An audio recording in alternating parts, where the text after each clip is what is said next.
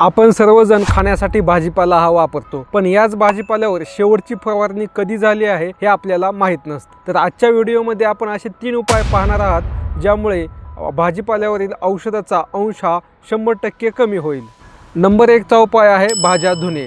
चालू पाण्याखाली भाज्या धुवून घ्या, जेणेकरून औषधाचा अंश हा कमी होईल। उकळत्या पाण्यात बुडवा। भाजीपाला काही मिनिटे उकळत्या पाण्यात बुडवा, जेणेकरून औषधाचा जो अंश आहे या ठिकाणी कमी होईल।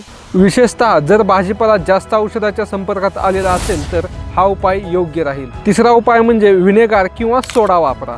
1 कप पाण्यात 1 चमचा या प्रमाणात व्हिनेगार किंवा सोडा वापरा आणि आपला भाजीपाला 10 ते 15 मिनिटे या पाण्यात बुडवून ठेवा।